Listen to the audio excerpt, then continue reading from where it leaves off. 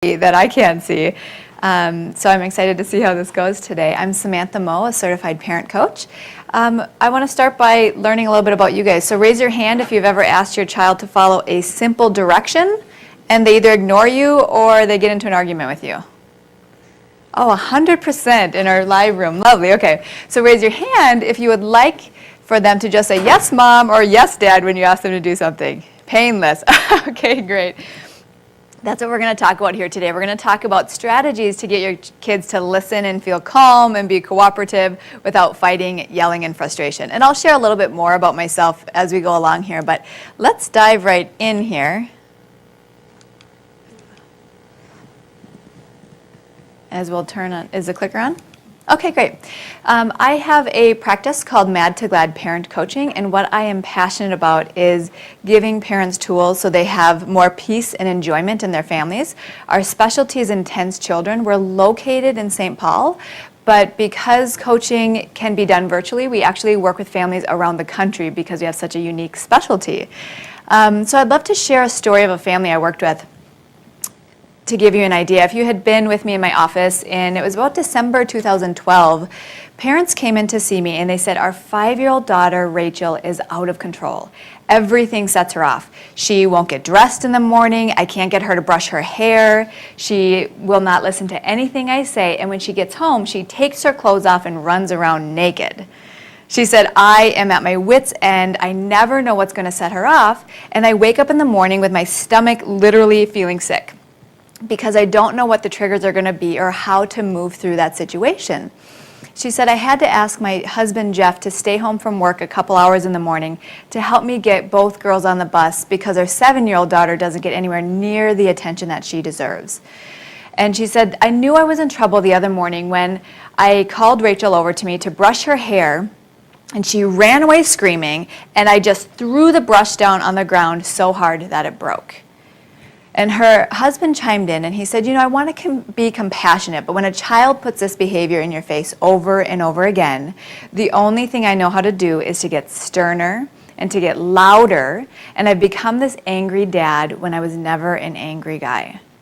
So fast forward to just a few months later, and I'm meeting with them in my office, and they said, Samantha, we are out of crisis. It feels like we're a regular family. Of course, there's normal bumps in the road, but Rachel follows directions, she gets ready for school in the morning, and whenever something happens where she starts losing it, she's able to pull it back together and show us self-control.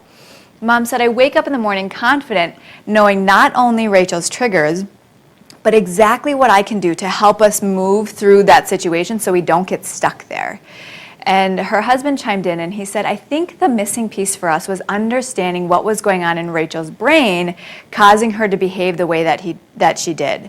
And he said, I'm no longer consumed by what's going on at home. I can go to work at an early time before the girls get up, which means I'm able to be home in time for dinner, and then we can have dance parties and play together, and I can be the fun dad that I've always wanted to be.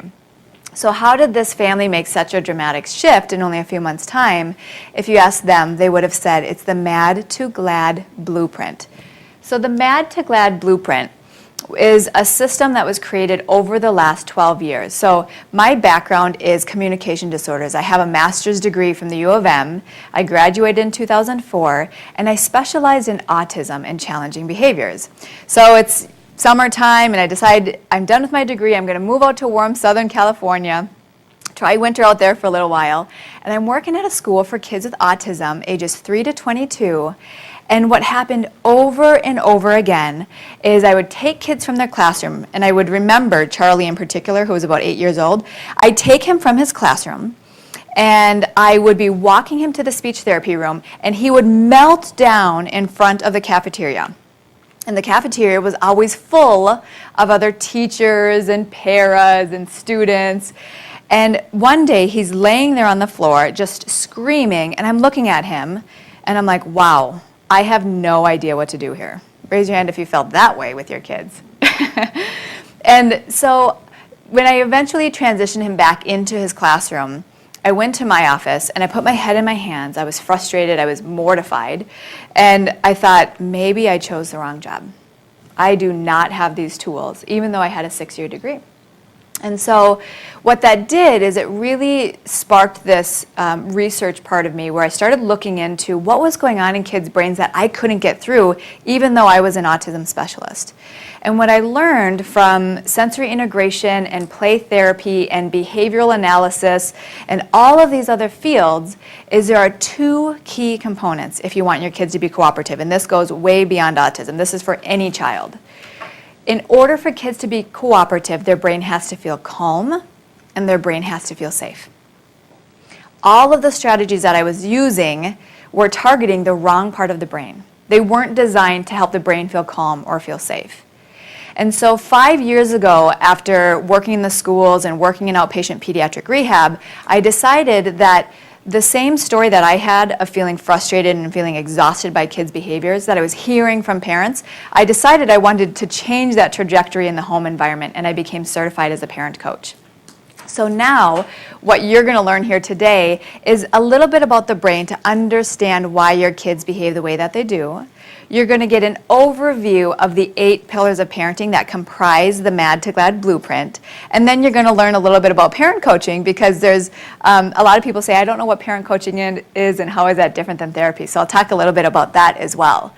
And what you're going to hear today is that these tools apply for any child that has challenging behavior. So yes, we work with families that have kids with autism and sensory processing disorder, but we also go and work with, or we also have families come to us who have kids with ADHD or giftedness. So if you have a gifted, very bright child, you're going to hear stories today that really resonate with you. As we go into that, I'm also curious to learn how old your kids are. So if you have a child, preschool or younger, raise your hand. Okay. And elementary age? Great. Middle school age? Great. High school age? Great. Older than high school? Not yet. Okay, so there's going to be something in here for all of you today. A lot of my stories that I prepared today are for preschool and elementary, but you'll hear that they apply for middle and high school ages as well. Great. So if it ever seems like the only thing your child responds to is yelling, then you really want to understand what's going on in the brain. So take a look at your handout, and we'll use these slides here if you didn't get one of the handouts. And I want to draw your attention to this downstairs brain, because this houses the fight or flight stress system. What do you guys know about the fight or flight system? What have you heard?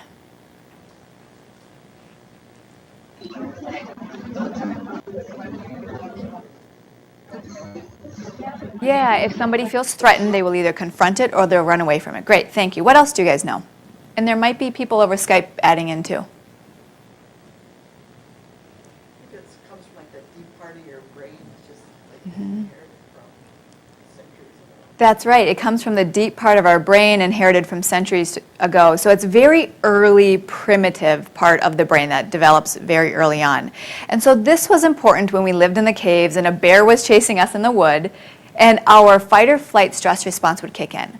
And what would happen is our heart would start pumping, our blood would start rushing, and our breath would grow really shallow. And what we see is a lot of kids are in this state all the time.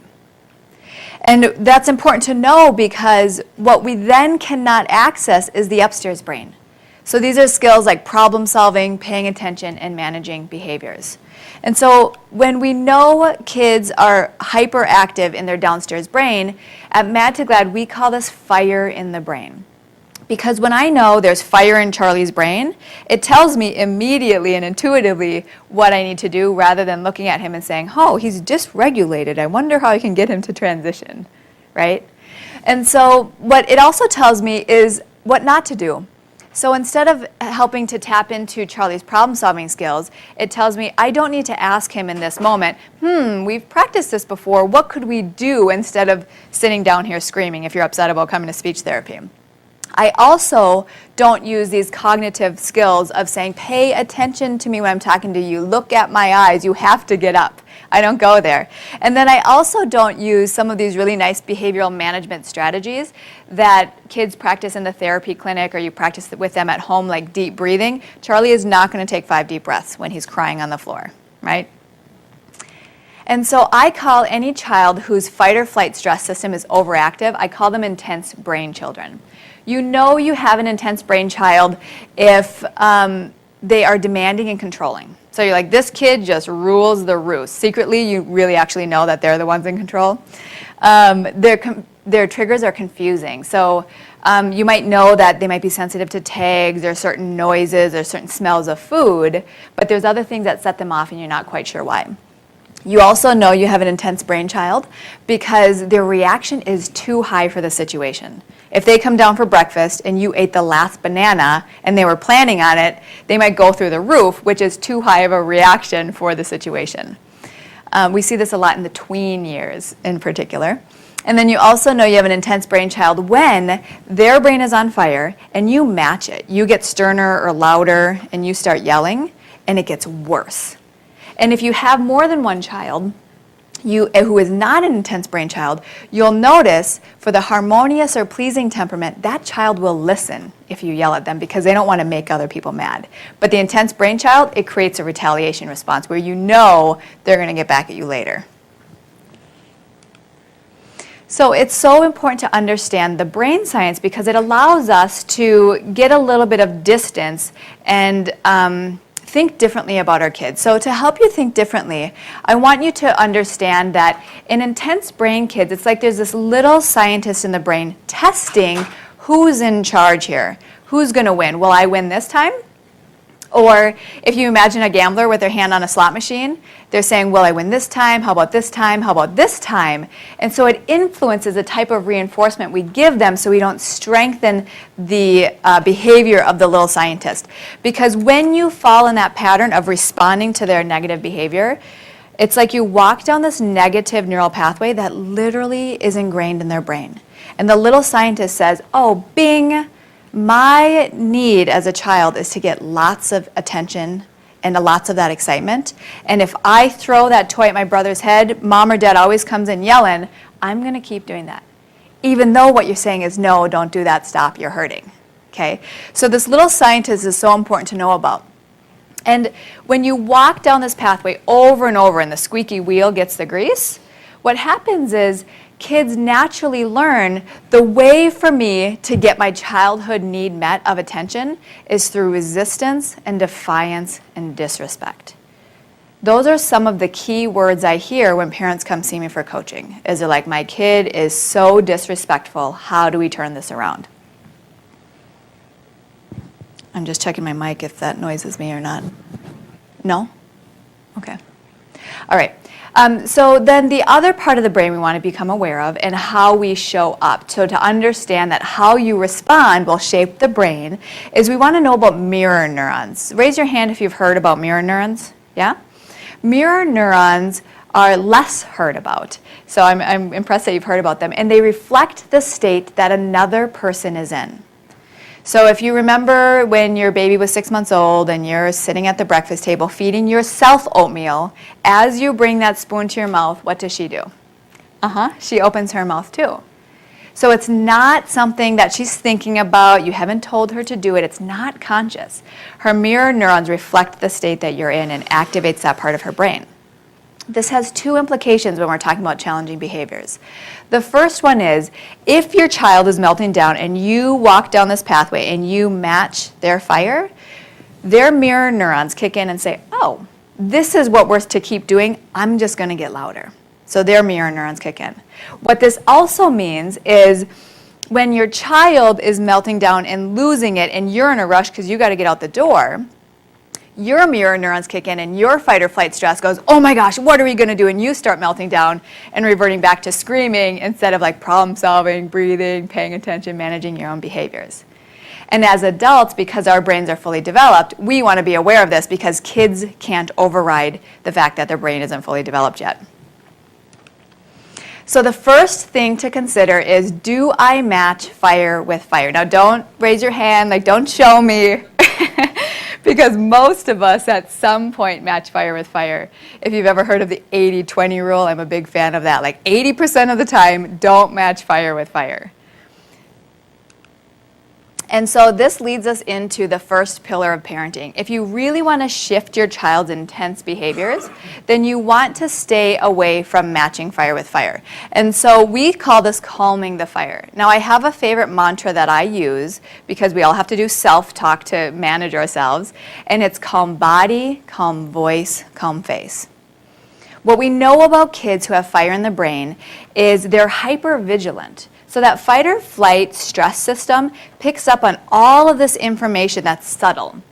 So kind of like if I were shopping at Nordstrom in my heels and I leave at 10 o'clock at night and I'm walking through the ramp and suddenly I hear heavy plodding footsteps behind me, you know that the hair on the back of my neck stands up, and I'm becoming aware of how far away is the car and how do my feet feel in these shoes, and do I have to start running, get my keys out? So I'm hypervigilant to all of these little things in the environment that I wasn't previously thinking about. And what we know about intense brain children is that they're picking up on the mood and what's going on under the surface for you. So if you've ever told your child to turn off the game and come eat dinner, and they're like, don't yell at me, and you're like, I said it in a normal voice, but you said it like this, turn off that game right now and come eat dinner, and your body's rigid or your face is all mixed up. They're sensitive to that, so they feel like you're angry even though you think you're hiding it. So calm body, calm voice, calm face. Now for those of you who are in the audience today, this is such a popular mantra for us. We actually had magnets made, so before you leave, I want to gift you one of these magnets. I'll put it on the side of the table here so you can grab one on your way out. And I can leave more behind actually, Jetta, if you'd like, and people on Skype want to grab one too. So this is the first very important pillar of parenting. And the reason we start here, because you might be thinking, well, this is simple. Every parenting book I've read has said this. Every early childhood class I've been to says you have to stay calm. But it's really important because you are your child's environment. So what you do matters because the intense brain is really shaped by the experiences that they have. And so you want to learn ways of breaking this habit if you keep falling down that path. And you're going to hear some stories today about, like you heard about Rachel already, as well as what were some key pillars that worked for families. And so let's talk about Rachel's family, who you heard about at the beginning. Now, she was a child who actually turned out to have a sensory processing disorder and presumed ADHD. And she was very bright.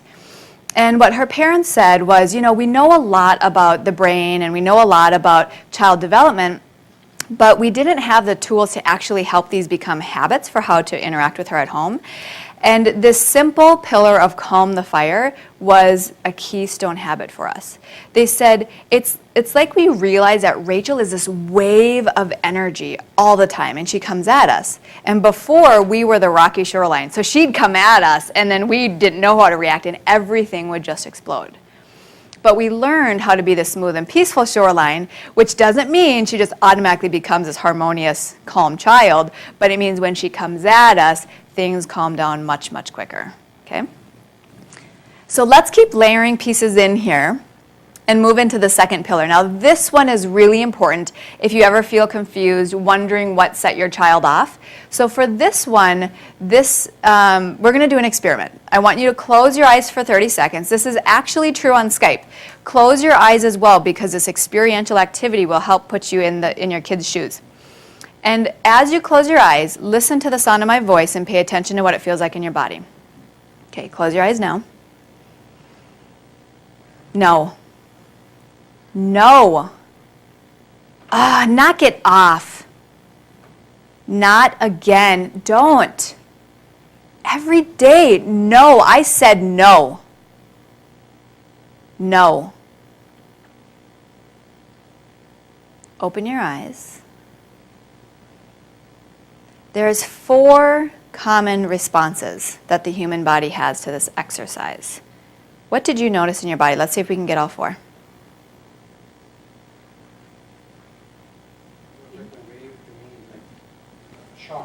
It felt shocking to you, like a wave. Yeah, like you actually felt it. And so in your body, you're going like this, like you're kind of resisting me. You're kind of pulling back, right? Great, thank you. How about you? Increasing tension. Increasing tension. Where did you notice tension? More like in my torso, in my core. Yeah, like in your core, you notice that tension. We hear a lot of kids saying, oh, my tummy hurts, and you take them to the doctor and they're never sick, but they're always we feel like they're trying to get out of school. So this is a physiological response to a hidden landmine. Okay, so I'll pull it all together in a minute. What else did you guys notice? Anything different? Raise your hand if you tuned me out, like whatever, not listening to this lady, I don't even know her. Yeah? A couple of you are nodding. We see this a lot in the teenagers. And then the last one is raise your hand if you felt like, oh yeah, you want to tell me what to do? And you felt defiant. Yes? It's always the sweet ones. Yeah, you're like nodding your face. The sweet looking ones. Okay, I'm that way too actually. I get really defiant, like don't you dare tell me what to do. So what this exercise demonstrated was starting phrases with no as a hidden landmine. When you start phrases with no, it literally triggers the fight or flight stress response. And you can feel it in yourself. Sometimes you can see yourself and you're reflecting, how do I talk to my kids during this exercise? And sometimes you feel, how was I talked to when I was a child? So we see a lot of sadness. Sometimes we see wilting, like just kind of like, oh, right? Like, oh, my self-esteem kind of goes down. That's another common one.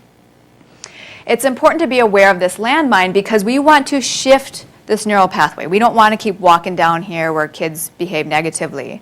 And so I want to give you a little background as to how did we even fall into this trap of starting phrases with no.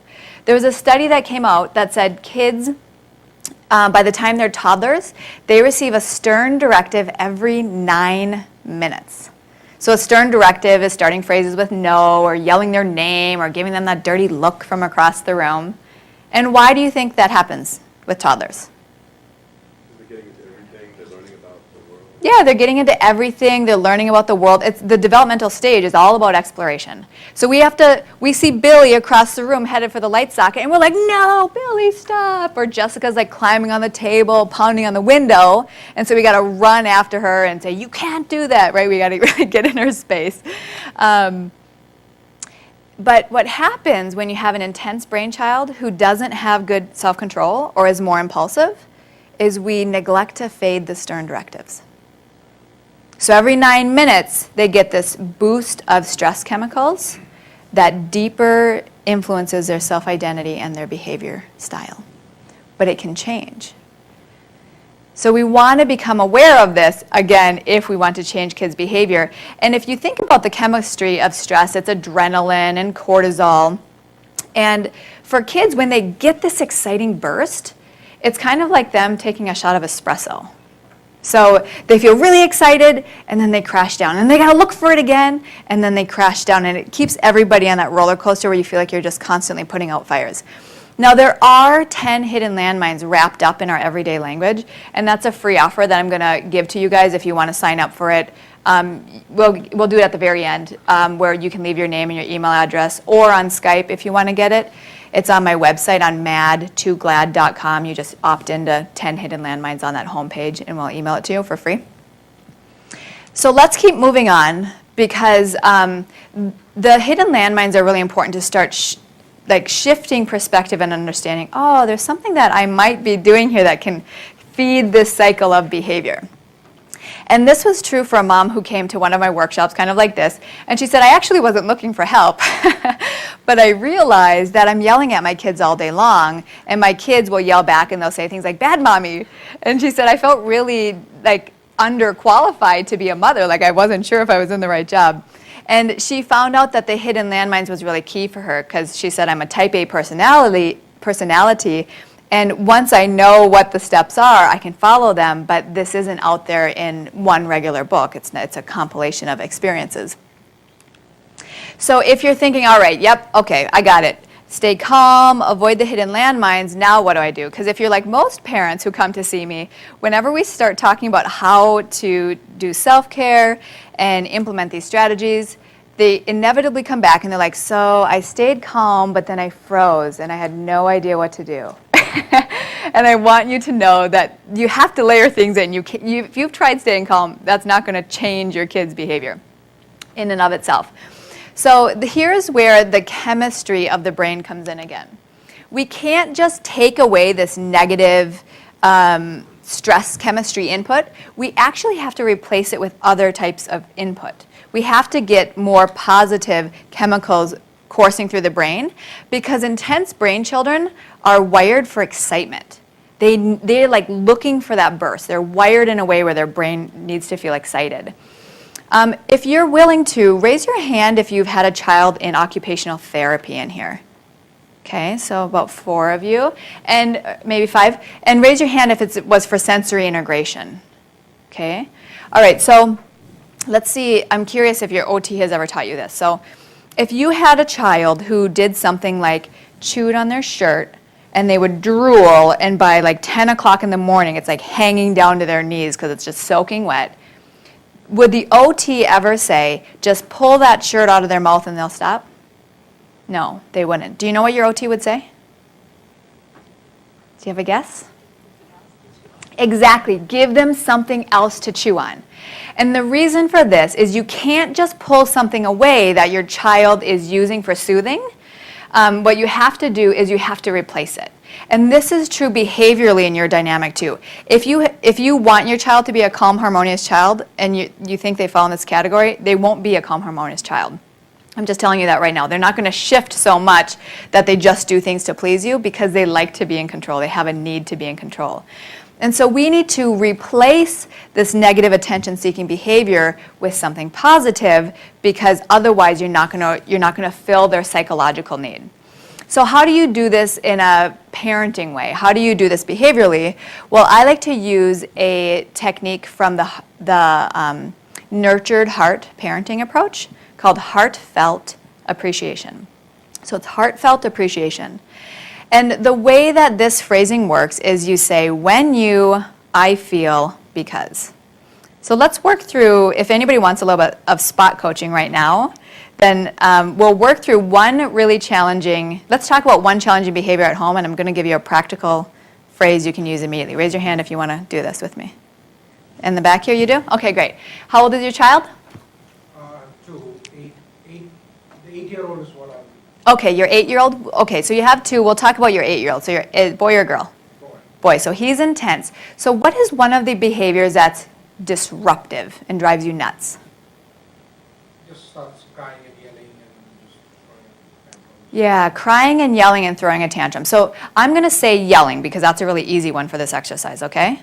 So he's not listening, he's yelling, and what do you say to him when he's crying and yelling and throwing a tantrum? I tell him to calm down. Yeah, you tell him to calm down. Yep, which you're telling him what to do. That's not bad. I know it's kind of nervous when you participate in something like this. That's not bad to tell him to calm down. But what we need to do is we need to give his brain a chemical burst. And so to shift his brain into happy chemicals, we need to figure out what is the opposite behavior of yelling. So what is the opposite? Whispering. Yeah, whispering, or like using a nice voice, or using your words, or talking nicely, something like that. It can be really simple language, it doesn't matter. And so the way that you would use this phrase is you would catch him when he's talking nicely. So when does he talk nicely? Most of the time he does. He does, yeah. So let's say you come home from work and he's like, hey, Dad. And so he might be talking nicely then, right? So what you would do is when he comes in, he greets you, you would say, wow, buddy, when you said hi to me, so when you said hi, it made me feel so proud because it shows how good you are at talking nicely. What you're doing is you're planting the seed for positive self-identity to overcome the negative situation. You're not doing it in the negative moment. You need to catch it in a positive moment. Now, some people, I had somebody the other day and they're like, my kid's totally destructive. I can never tell her that she's behaving safely. And she's never listening. And I said, but what about when you tell her we're going to Dairy Queen? Does she jump up and run to the car? And he's like, yes, she does. Boom. That's when you do it. When you came running after I called, it made me so happy because it shows what a great listener you are. So you want to catch those moments because then the scientist in your child's brain says, oh, I'm going to do more of that without you lecturing or scolding throughout the day. Does that make sense? Great, thank you. Thanks for participating. All right, now there is one trap There's probably more than one trap. There's lots of traps in parenting. There's a common trap you can fall into when you use heartfelt appreciation. And that is, rather than plant a seed for positive self-identity to the child, we actually reflect it back on ourselves. So we say, wow, when you came running, because I said it's time for Dairy Queen, it made me feel so happy because I didn't have to tell you 10 times. Do you see how that's actually an insult? It doesn't actually build the bond in your relationship. So don't fall into that trap. Relate it back to your kids' self-esteem and values. All right, so we've got 1 through 3. Now we're going to get into this really meaty section. I love 4, 5, and 6 because we're starting to talk about discipline and not having to be in this pattern where you just can't get off that squeaky wheel, like you're repeating yourself over and over again to your broken record. If you ever feel like you're a broken record and there's got to be a better way because you're tired of yelling or you're tired of your kid doing the same naughty thing over and over, then you'll like pillar number 4. Pillar number 4 is called red light parenting. Now, red light parenting is something where your actions match your words. So it's like you're holding up the red light. And there's 3 things your child learns, and you probably want to write these down. When you're a red light parent, your child learns listening is required. They learn that rules apply to me. So listening is required, rules apply to me, and I am responsible for my behavior. So red light parenting looks like this.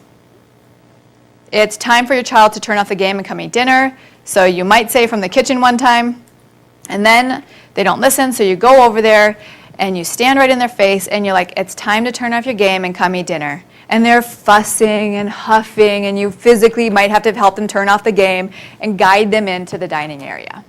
So red light parenting teaches listening is required and the rules apply to you. And we want to contrast this with green light parenting. So green light parenting is where you give your child an instruction and you don't follow through. And so it's like they see a green light and there's 3 things they learn. Listening is optional. The rules do not apply to me, and mom's responsible for my behavior, or dad, not me. So what this looks like, and I'll repeat those 3 in a moment here, is you go to your child and you say, turn off the game, it's time to eat dinner. Oh, actually, you don't do that. You usually do it from over here. Turn off the game, time to eat dinner. And then you might peek your head in, you're like, hey, it's time for dinner, come on, let's go. It's getting cold. And then you might be in the kitchen, and finally you're like, he's not coming. That's fine, he'll eat when he's hungry. So we don't have our actions match our words. So again, the 3 things that happen with green light parenting is kids learn listening is optional, the rules do not apply to me, and mom's responsible for my behavior, or dad. And then there's something in the middle that I call yellow light parenting. And yellow light parenting is the most confusing for kids, and it's actually the most confusing for parents too. Because sometimes you're using a strategy that works and sometimes you're not. So yellow light parenting is where you're like, come and eat dinner, maybe from the other room, and then you say it's getting cold, and then you go in there and you lose it. You're like, I have to tell you every single day, and you rip that game out of their hands, you're like, get in here right now. You grab them by the arm, so it's too firm. So yellow light parenting really keeps your kids on their toes. And the little scientist is like, I'm not sure who's in charge here. And so that's where you get a lot of power struggles because the scientist's brain has to understand what the boundaries are. And it helps them to feel safe. So you want to be aware of what type of parent you are. And again, nobody's red light 100%. Yes? I'm a little confused on this red light parenting. In your earlier example, you said, okay, come for dinner, and the child doesn't come, and you tell them again, come for dinner, and it still doesn't come, so you go to the room, and you put his video game off, and bring him with you, is that? Yes, so red light parenting, just to clear up confusion, is where you give them an instruction, and then you go in the room and you help them follow through while remaining fairly unemotional. That's red light. So you're not doing a lot of repetition, you're not yelling at them, you're staying pretty neutral. That's red light. Wouldn't their brains say that, okay, I don't need to do, dad will come get me every time? Good question. And I get that a lot from parents who have kids that are upper elementary and up. So the question is, but if I follow through with my child, doesn't he just learn that actually dad's responsible for my behavior because he's going to come through and follow through? No. Because the association his brain is making is when you give an instruction, there's an expectation to follow through. And so in the therapy world, when we follow through, at first, it's called maximal support. So we're maximally supporting them to listen. And then eventually, because they're associating your instruction with the fact that listening is required, you can just pop your head in the room and you're like, come on, let's go. And they come. And so this is hard to believe for families whose child doesn't listen right away right now. And in fact, families come to me and they're like, my 12-year-old does not brush his teeth. Do you mean I have to go upstairs with him and make sure he brushes his teeth? Yep, at first you do. Because we want to create an association that says, when I give an instruction, listening is required without punishment or aggressive parenting. Does that help? Yes. Other questions on this? All right. So then we move right into pillar number 5, because when we're considering our parenting style, we then also need to consider what kind of consequence or discipline are we using at home. Now, remember I said this is a really meaty topic, and the question that I'm often asked at workshops is, can you tell me the step-by-step discipline system that we should use? And the answer is no, I actually can't. Because have you heard that phrase, you have just enough information to be dangerous? Have you heard that? Yeah? That's true for discipline. What we find with intense brain kids is that sometimes it's not that they need discipline. There's a sensory need or an emotional need or an attachment need that has to be met. And if instead we're disciplining a child and putting them in a timeout or doing a time in with them without meeting one of these other needs, it actually puts a wedge in your relationship so they're less likely to follow the rules. It's really fascinating. So a really simple example of this is if you have a 3-year-old and you want to teach them a skill to not tug on you and interrupt you on the phone, if they interrupt you every time and you're like, oh, I told you don't interrupt me, go in a timeout, well, we haven't taught her the skill. We have to say, okay, if you need my attention, come up to me, put your hand on my shoulder, say, excuse me, I will look at you and say 1 minute, right? Parent talks for 5 seconds, comes back to child and says, yes, great waiting, what do you need? And we repeat it over and over again so that the 3-year-old develops that skill. So that's why we don't actually talk about discipline, because it's so complex that we stand in integrity and we say, you actually have to layer in multiple pieces. And so anybody who says it's just about discipline, it's likely not an intense brain child that you're dealing with, because there's so much complexity there. But what I do want you to know about discipline is that there are very critical components in order for what you're doing, in order for your child to internalize and develop self-control from what you're using with them. So I'm going to give you that overview. So we actually took this off your handout to make it 2 pages long. So underneath, let me look here. If you have some blank space, let's do it underneath number 5. Draw a line across the page from right to left, so a horizontal line. And this is a timeline. And you're going to put the numbers 1 through 6. So 1 goes on the left and 6 goes on the right. And I'm going to kind of act this out for you. So for discipline to actually work with your intense brain child, what happens is at number 5, you can draw a little cloud with exclamation points in it. That's like the behavioral. That's the infraction.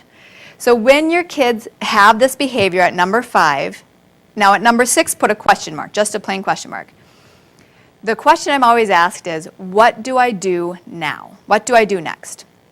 But the truth is, whatever you plug in here won't work. If your child has been stuck in a negative behavioral pattern for more than 6 months, they've grown into it, so what you plug in here isn't going to help them grow out of it. So instead, we move away from number 6, away from number 5, and we move into number 4, and you can draw a little stick figure. This is your child. And at number 4, this is stopping and thinking. This is self-awareness. So we want to get kids here so they stop and think rather than lashing out. This is possible for intense children as young as 3. Now, if you have a teenager, some of you have teenagers, this is possible for them too. And the 3 critical components to get them here so you have fewer disruptions is, at number 3, write the word clarity. We have to create clarity around rules. And often, there's all these really great ideas and movements like, oh, well, we want to have positive language at home, so we use rules like be kind. Well, that little scientist in your child's brain perceives be kind very differently than no hitting or no mean words. So whenever we develop a discipline system, we make sure that your rules are ultra clear. Now, we can work on the positives later, but we don't start there if you're trying to shift behavior in a 30 to 60-day period. So clarity is important because then when you have clarity, they know when this rule is broken, this is going to be the exact consequence. Okay. So in order for clarity for your child to internalize those rules, you need number 2. And number 2 is input.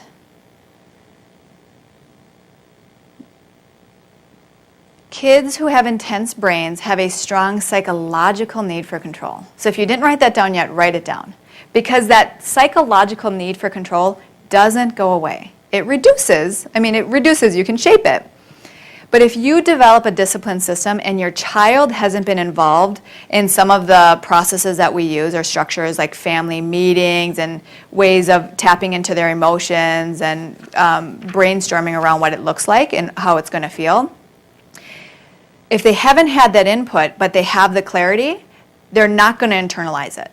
And they're likely not going to be motivated to follow through. And they might agree with it and then say, oh, I only agreed with it for the day. I'm not doing it anymore now. When you actually get in the moment, which we hear happens a lot.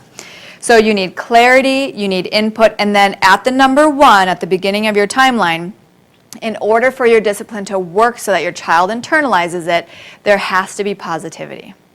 And positivity speaks to a positive self-identity and a positive family identity.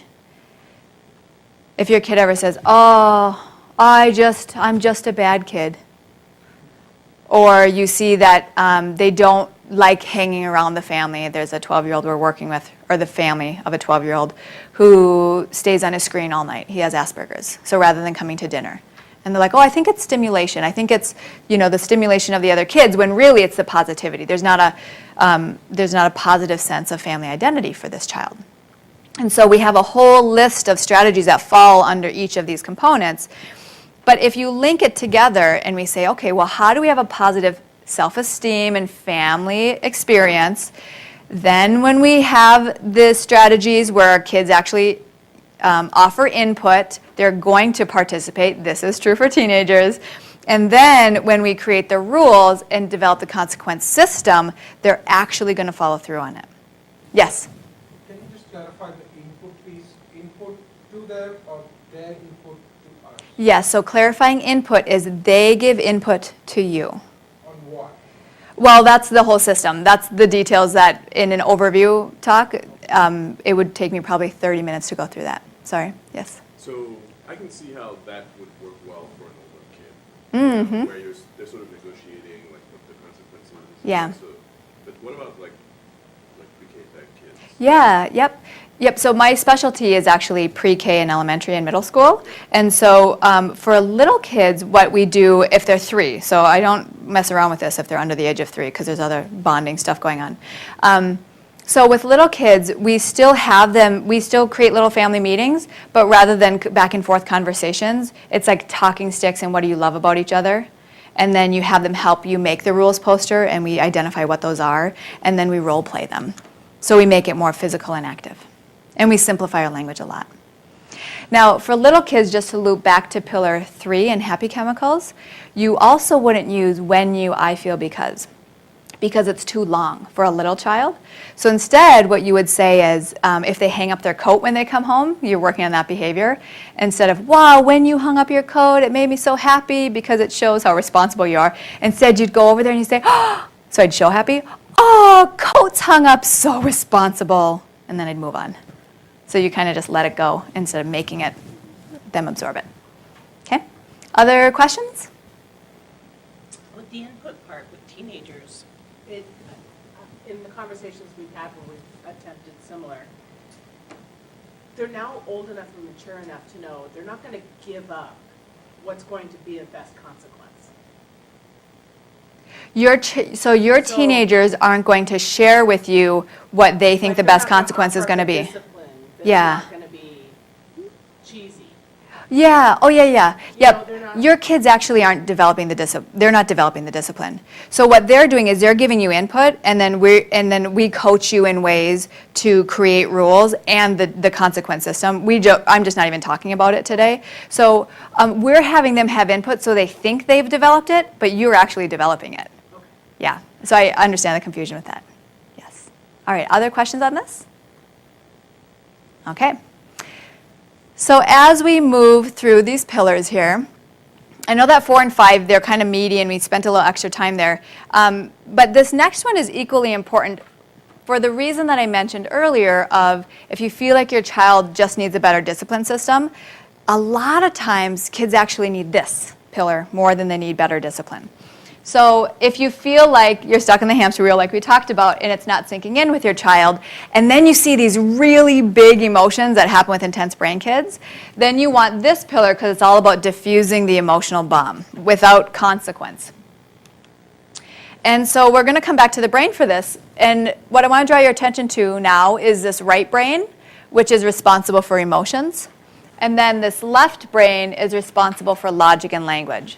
What we know about kids is they get really stuck in their emotional part of their brain. Do you know how old we are when our brains are fully developed? 25 to 28. Okay? So if you have a teenager and you're like, they should get this by now, we've said it 1,000 million times, they still have not integrated their right brain. It hasn't happened yet. And we want to know this because the language that we use can either bring us together. If we're mindful, it can bring us together. Or if we're not mindful and we get stuck in lecturing and logic and scolding, then it can pull us apart. And as adults, because our brains are developed, we operate here. So what does this sound like? Well, if you say, turn off the game and come and eat dinner so we can go to soccer, and they don't listen, so then you get frustrated and eventually you go in there and you start lecturing and you're like, you know, you got to turn off this game and I don't know why I have to tell you every single day. We eat dinner at the same time every night and we got to go to soccer and now we're going to be a little bit late and when we get there your coach is going to say something and you'll feel embarrassed. So by the time we get back into the car, you're going to be mad at me. Do you hear all that logic and language? We use it all the time because it seems like it makes sense. But it is not sinking in because you're over here and your child is over here.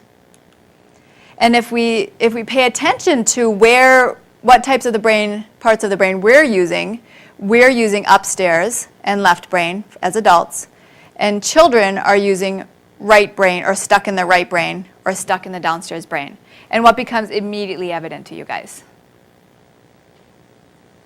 It's too obvious to say out loud at a corporate event even. I mean, it's opposite, right? It's completely opposite. So we have to learn how to build a bridge to connect with our kids. And the strategy that I want to teach you is emotional communication.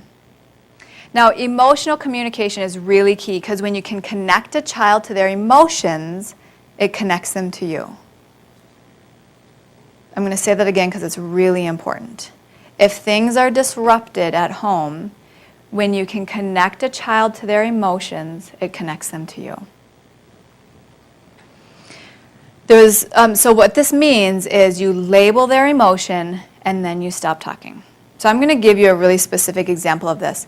There was a family who came to see me with a 12-year-old boy and a 9-year-old girl. And they said, you know, we've tried everything for Devin. He's 12. We've tried chiropractic and homeopathy and counseling for him and family therapy, and he's just an angry kid. He punches a hole in the wall on average of twice a month, and we're just waiting for him to turn 18 and move out. Oof, that's a hard spot to be in. So I said, well, give me an example. And Mom said, sure. The other day, him and his sister Abby were riding the school bus home, and I decided to make a special meal that's gluten-free, dairy-free, because he has food sensitivities, so that we had a nice night together. I knew it was a hard day for him. I said, okay. So what happened? Well, I made the meal when they got home, and it took me 45 minutes, and then I called them to eat, and Abby came and Devin did not. So I called him again. I'm like, Devin, food's ready, come and eat. And he didn't come. So I went in there, and I was like, Devin, come on, Abby's waiting, let's go eat. So she's still lighthearted at this point. And he says to her, crosses his arms over his chest, and he says, I am not eating that. I want to order pizza. And she's like, no, we're not ordering pizza. Come on, it's your favorite meal. I just spent 45 minutes making this. And she said, I grabbed his arm.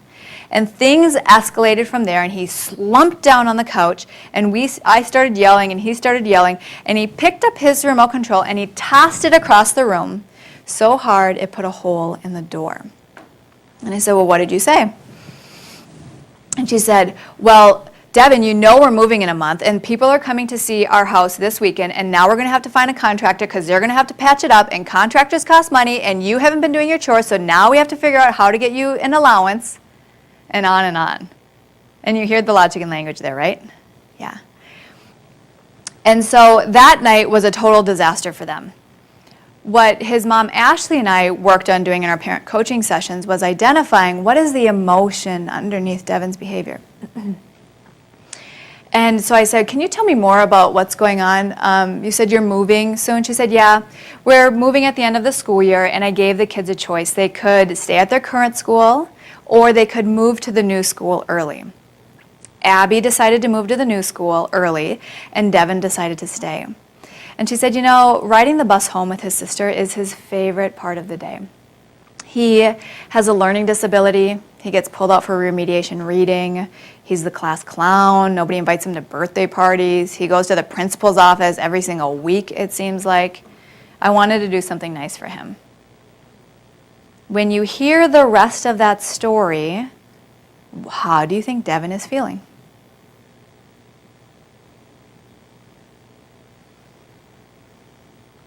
What do you think? You can't go wrong here. There could be 15 emotions. Scared, yeah. Yeah, scared, trapped, out of control, hopeless, helpless, yeah. Yeah, without support, alone, lonely, out of control. And then we can, and those are really advanced, you're right. That's the direction that I go to. And then we can even say the really simple emotions like sad, frustrated, angry, and hard again, like abandoned. Like there's all these emotions that mom can use instead of, what are you doing, get in here, you can't do that, and throw that against the wall, which was perpetuating anger actually, because they kept walking down that pathway of arguing together. We worked diligently on identifying situations and exactly what Ashley would say. So what she would say in this sort of a situation is when she would go in there and he didn't turn his game off, she'd look at him slumped there and huffing at her like, oh, you always make me turn off my game. Is she learned to say things like, you're really frustrated. You really don't like when it's time to turn off your game. So she labeled his emotion. She labeled what he was going through. Or she could have used different words like, you look really sad. And if you're wrong, a child will correct you. I'm not sad, I'm mad, you're mean, right? They'll label it. And then you want to not go down that rabbit hole of, I'm not mean, I'm just asking you, you don't want to go down that. You want to get baited. And she said what happened when they used this strategy successfully is his body would melt in a positive way. And it gave them a talking point so they could agree rather than argue. Now, I don't promise magic bullets when it comes to changing kids' behaviors, because you have to layer strategies in appropriate for the setting and for their level of self-esteem. And so for this family, this was one of their core strategies.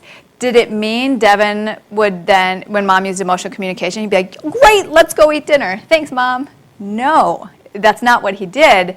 But at least they could connect, and then she could red light parent him like, it's hard, like this is like the worst part of your day, come on, let's go. And then she could guide him in because she mindfully carved out that space to acknowledge him. Because when you connect a kid to their emotions, it connects them to you.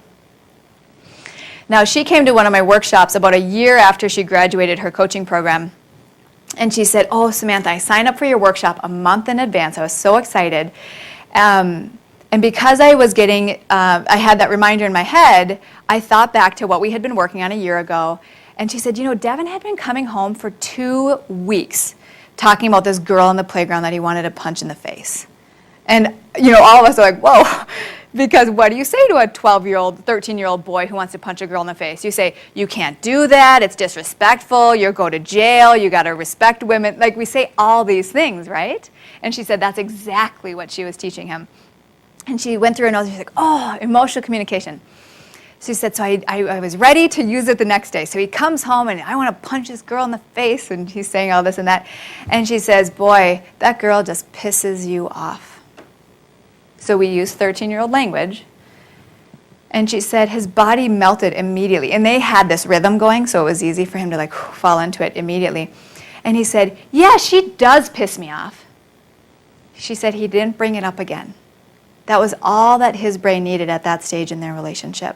So from a child who was an angry kid waiting for him to move out, they developed these tools from start to finish so that they could be in relationship and still teach him without having to lecture or scold him. That make sense? Okay. Questions on this? Okay. All right. Now, as we move into these next 2 pillars, they're not very meaty because we're just going to pull it all together here. I know it can feel very saturating at times, especially over lunch. So this 7th pillar is important if you are a parent who wakes up and there's a part of the day that you dread consistently. We hear a lot about morning routine, after school, dinner, homework time, and then bedtime. Those are the 3 main routines: morning, afternoon, bedtime. So if there's a part of the day that you dread, what we do in parent coaching is we can actually reliably predict what's going wrong because we've got all these pillars in place. So we have a conversation, go down that rabbit hole with you to figure out what are the pillars that are missing and how you can optimize your daily routines. What we know and what we see, actually there was a family who just graduated after their 8 coaching sessions. Her 7-year-old daughter took 2 hours to get ready in the morning. And she was screaming, and she wouldn't put her pants on, and Mom would leave the room, and she'd go run and do something else, and Mom's trying to tend to the 3-year-old. And Mom said, I am nauseous when I wake up. We have been doing this. And she had a countdown. She's like, we've been doing this for 121 days. There was a tipping point for her. And so they took their child to a therapist, and the therapist oh, you just have a difficult kid. Maybe they'll be able to get dressed by themselves in 2 years. And Mom's like, that's not going to work. So we started parent coaching, and within her 2nd coaching session, she was able to leave the room and her daughter could complete her morning routine.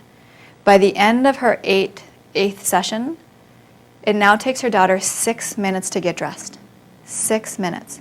And so I share that because a lot of families are really intentional about daily routines, but as far as how do you motivate kids, it's a little bit like discipline. How do you motivate them so they feel like they want to do it? That can be a different story. So that's a really key pillar of parenting, optimizing daily routines. And then this last pillar is integrating the concepts. Now, if you're sitting here and you feel like, oh, I'm here on my own. I don't know if my co-parent would, if I have a co-parent, I don't know if they would actually apply these strategies. I can see why they would make sense, but is it even worth me doing it? And the answer is yes. Because kids are like ducklings where they imprint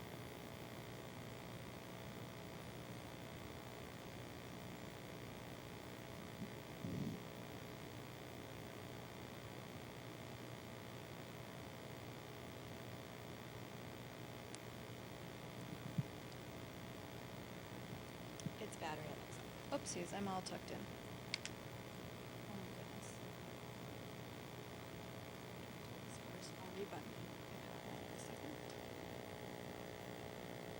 Is this on? Yeah. Test. Okay, yep, I can hear it too. One second. Okay, integrating. So kids are like ducklings where they imprint on the adult around them. So if you ever had your child who had a really good kindergarten or 3rd grade or 6th grade teacher, and you're like, they listen great at school, but they don't listen at home. Well, a lot of times professionals will say, well, your kid feels safe with you at home, or they just can't hold it together all day long, so of course they're going to lose that at home. Well, part of that is true, but sometimes that's not all the way true. And you can probably understand what I mean when I'm talking about how what you do matters and really shapes the behavior of your child and their brain.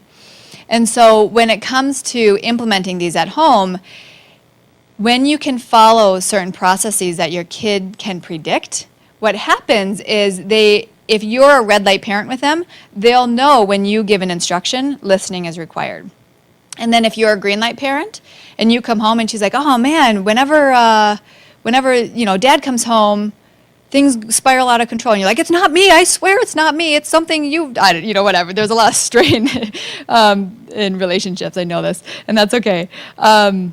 So what happens is we want to be really clear and get you on the same page if possible if you want faster results. But if your co-parent isn't willing to be on the same page, it's still worth doing because you can influence how your child behaves with you. All right, so this was really important for Anka and Ryan. They had a young daughter, and they were concerned about her mood. Maybe she had a mood disorder, 4.5. And so when they had come to me, they were frustrated and feeling like they didn't want to spend their days yelling and being exhausted all the time with such young kids. And they said, what we learned by using these skills together was that our family was lacking unity. And it was true that our kids are more difficult than other kids. They actually will test us on a daily basis. But when we learned how to do things together as parents, we had enormous power over their behavior. And as our behavior changed, so did their behavior. And so I share this story with you to help identify how important your role is in your family and how much change you can make when you have a child who is struggling. And that leads me to this last point that I love to get on a really small soapbox and talk about, because families are often unsure what the difference is between parent coaching and therapy. And the main difference is, as parent coaches, we oftentimes have a specialty. So at Mad to Glad, we specialize in intense brain children. And rather than having you bring your child to therapy, we actually never meet kids. We work just with parents because we don't want you behind a closed door and your child doing something different. We want to give you the tools so you become expert in behaviors, because all of these strategies and these pillars you loop back to over and over again throughout your child's childhood. So we want you to feel very well equipped. The other difference is, because we have a specialty, we see change in families in 8 sessions. So we do 1-hour coaching sessions every 2 weeks. So it tends to be a 4-month program, or 6 months if you go through it quickly and you need more, or actually if you see really fast change, we want to give you more time between sessions, because that 4-month mark is the sweet spot where your behavior has actually changed, where your brain has really understood how to respond in different scenarios. So you're less likely to fall back into your old habits immediately. And so, as you may understand, this is really just the tip of the iceberg. I've tried to give you an overview today, and if you're thinking, oh my gosh, some of this sounds really simple, or can this work for my child? The answer to both of those, actually to the first one, can it be this simple? Yes, but simple doesn't mean easy, because there's so much application involved for you at home. And then, can it work for your child? Well, if you feel like I've had a video camera in your home, which somebody always says to me after a workshop, chances are that it could if you have an intense child. Now, we do have a few minutes for questions, if you have any, before I do an official close and give you an opportunity for a couple of resources. Are there any questions popping up right now, either live or over Skype? I have a question. Yes. 2 kids. One is an intense brain child. The other is very agreeable. And Yeah. I struggle a lot with discipline with the 2 of them, because what works for one doesn't work for the other. And then there's a lot of discussion about that's not fair, or I'm treating someone differently Yeah. than another. And I don't know if you have any tips on that. It's something I struggle with a lot. Yeah, so there's usually a couple of pillars pulled in here. So just to recap your question so everybody else can hear it, if you have a couple of kids and there's arguments over how do you discipline because it doesn't seem fair and something works for one child and not the other, in our program we do a couple of things. Number one is we're using the emotional communication pillar, particularly for when in situations where kids are like, that's not fair, and we say a lot of things like, oh, it seems like that's not fair, that's really hard. And then we don't keep talking. And what you might even picture yourself doing right now, if you think about it, you might be talking. You might say, oh, that's not fair, but this is how it is, and da-da-da-da, and I do this for you, and I don't do that for her. And so you can actually just save your breath. So emotional communication is one of the pillars. And then when it comes to discipline, when we understand families' dynamics, we create systems that are for the whole family, not just for individual children. So there's behavior that's disruptive. You're getting more disruptive behavior from your intense brain child, of course. But we create systems so that everybody can tell that it's a family rule system and discipline system, not just fingers pointing at one child. Sure? So, we'll often be in a spot where, oftentimes our brain child is cooperative and great, super comfortable, and then there are times when he literally just refuses to do things. Yeah. What do you do when you're at that parent standoff and you're trying to, again, not give him the control? Yeah. But obviously not physically take him or pick it, we're trying to avoid, he's 7 now, so we can physically pick him up and put him in bed, but eventually that's probably not the best parenting strategy. Yeah, so I actually need to do spot coaching on this because the question is broad and it could go so many different directions. So would you mind just giving me a brief example? It sounds like bedtime, and then I'm going to recap it so Skype can hear. Yeah, it could be bed, refusing to get fed and in front of his game, or it could be like we're all sitting down for dinner and he's just like, I don't know what we're having for dinner and I'm just not gonna. Yes, okay, great. I'm going to use the dinner one because bedtime's even more complicated. So he won't come to dinner, and the expectation is that everybody eats together, right? Or at least sits together, and he's 7 years old, so you don't want to pick him up and bring him to the dinner table. So in this case, it's actually not, what's that? Which you have done, and I'm not against it, so because it's very red light of you. So just for an example for everybody and to make sure it relates to everybody, the pillars that we would want to pull in this situation is, well, we want to be aware of discipline, right? So here's the behavior, number 5, he won't come to the dinner table, what do I do next? Nothing I plug in here is going to give you the answer. So instead, we go backwards and we say, well, what is the clarity and not clarity of the rules, but is there a clear rhythm throughout your day so that your child anticipates when dinner is coming? And that the answer might be yes. And to optimize that routine, it might be, and when dinner is done, is there something rewarding on the other side of it so that he feels like I'm earning that by transitioning to dinner? And if there's an added electronic piece in here that he doesn't want to turn the game off, that's usually a problem and we have to pull that out of the routine. So that's not the case for you. Then we want to look at number 2, which is input. So it's, have we had that conversation and asked him how he felt in those moments? Have we shared with him how we feel in those moments? And have we said, oh, I wonder what we could do next time to make it easier? So that's an important piece. So it's emotional communication, it's problem solving. And then if we move even further back, what we want to consider is, does your child have a 4-to-1 ratio of positive to negative? Or so a lot of people will say, I'm with my child all day long, but do I actually carve out 15 minutes of special playtime that boosts happy chemicals? Well, he might feel like you're the behavior police, so you're falling in that trap. And then if you add in discipline of here's how we get you to the table, you're in trouble because we didn't go to the root. So it's kind of an overview answer for you, but these are all the pieces we would want to consider. Thank you for asking. All right. Okay, online question? Can you give examples of other phrases to use to avoid hidden parenting landmines? Yeah, so what other phrases can we use to avoid hidden parenting landmines? So I'm going to talk about 2 landmines. So 2 landmines are starting phrases with no and starting phrases with your child's name. So how do you avoid saying no? Do you guys know the answer to that? If your child's climbing on the table, what you're supposed to say instead of no?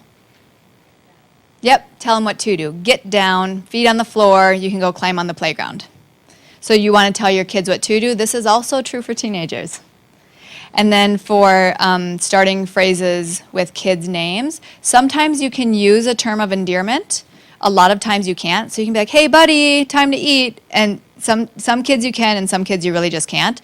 So then it's more a matter of not using that auditory trigger and physically going in there and say, oh, time to eat. So you just don't have to say something, but you're really focusing on what to do. other questions? And then, can you please give some more examples of that? Yes, I'll take this as the last question. So more examples of red light parenting. So red light parenting basically means following through with your body because the auditory channel is broken. So it means not just talking to your kids, but physically guiding them through. So, a lot of it is, I talked about standing in front of a child with their game. Let's talk about what are other transition times that are hard. Getting kids out the door in the morning. So making sure that you're dressed first so that when it's time to get your daughter dressed and she has a problem or she can't find her backpack and she's complaining about it and you're like, you need to find it, you can actually physically go through and support her if she needs that help rather than her crying and you getting locked into scolding her. A lot of behavior from kids is because they're frustrated, they don't have the skills, or they don't have the emotional resilience. So it's you showing up in a way where you can be as supportive as possible, which as working parents, it's one of the last things we want to do is to get up and physically follow through, and yet to create peace at home.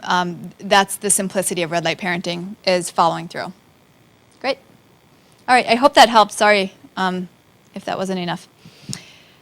Okay, so as we move through here, Lisa and I were talking about this whole arrangement with Skype and in person, and she said I could give you guys a special promotion for giving your time here today. I know that once it becomes May in parenting groups, even if it's in the middle of the day, everybody wants to be outside. So I have created a couple of special offers for you. One of them, oh my goodness. Oh, okay. One of them is the free offer that you already heard. So it's the 10, do you mind moving the little mouse? Oh, it's gone, sorry. It's the 10 hidden landmines report. And if you guys want to sign up, Anne has pieces of paper. You just sign your name and your email, and we send out the report of the 10 hidden landmines.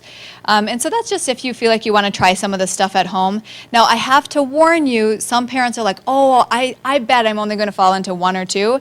You might fall into 7 to 10. 7 to 10, okay? That's what I hear over and over again. So we'd be happy to send that to you. And then if you feel like you'd like to have a real life conversation with somebody to see if this could help in your family, and you feel like behaviors are a priority and that's the glue that will help other things get better, then I have an opportunity for you today where we could do a consultation. So consultations are 45 minutes long, and they can either be done over the phone since we work virtually or in my office in St. Paul. I prefer to have both parents at consultations when that's applicable. And what you do before you come in is you take the intense brainchild assessment. It's 24 questions that help us see where are you thriving and where do you need to grow so that we can start honing in on some of the missing pillars, because those show up in challenging situations over and over again. So if you're interested in that, we have little cards here for 50% off. Usually it's $175. And if you want to think about this and maybe you want to book it in 6 months, you can keep that card and book it through my website. It's really easy. There's a special code. Or if you feel like you want to sign up for a consultation in the next 24 hours, I have a special code I'm going to give you to write down, because I know people on Skype will have to write this down. To get the $175 consultation for only $20, you can enter a code through our website when you book a consultation, because everything's automated. The code is WORKSHOP20. So it's all capital letters, WORKSHOP, the number 2, the number 0. And so we honor that code for 24 hours. So if you decide you want to sign up, or you watch this recording and you sign up within 24 hours, we honor it. Just let us know you're coming from General Mills. And what we do is we want to make sure that the consultation gives you the roadmap of what it would take to get your family out of distress, or if you just feel like you're working too hard and it shouldn't have to feel negative. If we can help you, we'll let you know, but if we feel like you need another resource, we really stand in integrity, and so we let you know that too. Okay? So if you're interested, use the code WORKSHOP20. We can talk about your assessment results. And then the last story I want to share is from a family who came to see me a few years ago. And when Carrie came in with her husband, she said, it feels like my life is spiraling out of control. We have these 2 kids. I know I'm supposed to be happy. I'm supposed to be grateful. She said, but I resent my daughter and I resent my husband because she'll lash out and he'll yell at her, and I've told him a million times what he should do and he doesn't do it. And she said, I fall into the same traps. And at a time when the pieces of my life felt like they were floating away, Mad to Glad got us back on track. Not only did it help us get my family back, but I got my marriage back and my life back. I share this story with you because there's not a lot of places where you can be vulnerable and talk about what's hard with your family and what's hard with your kids' behaviors, and we get that, and we don't have judgment about that because otherwise we can't correct it. And so I want you to know that there's help and that there's hope. And a lot of people will say, don't get your hopes up, don't get your hopes up. And we're always like, get your hopes up because it can change. We can change it in 8 sessions. So with that, we'll end with the Robert Frost quote of 2 roads diverged in a wood, and I took the one less traveled by, and that made all the difference. So as parent coaches, we love to ask parents, what road am I willing to take to get us where I want us to be? Thank you guys. Appreciate it.